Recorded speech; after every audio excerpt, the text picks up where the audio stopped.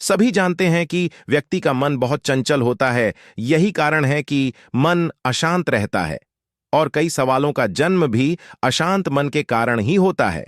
यदि आप जीवन में शांति चाहते हैं तो इसके लिए जरूरी है मन को शांत करना। लेकिन मन को शांत कैसे किया जाए?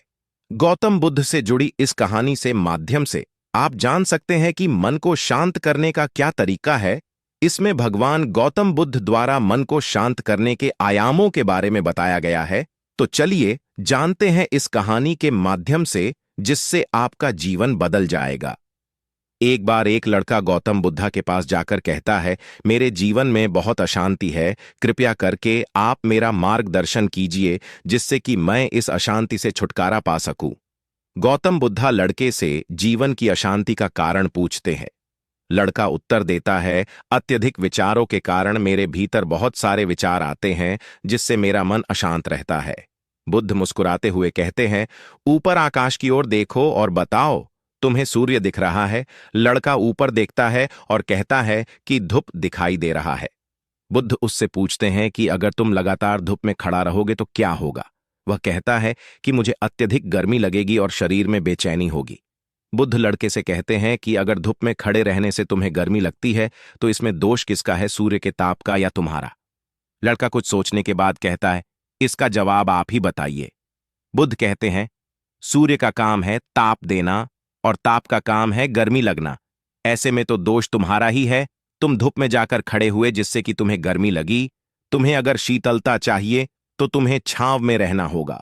ठीक इसी तरह चंचल मन का भी स्वभाव होता है, विचारों और भावनाओं को जागृत करना।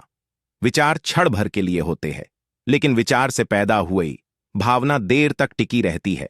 लेकिन ये अगर तुम्हें निर्णय लेना है कि तुम्हें विचार और भावनाओं के साथ चलना है या अलग दिशा बनानी है।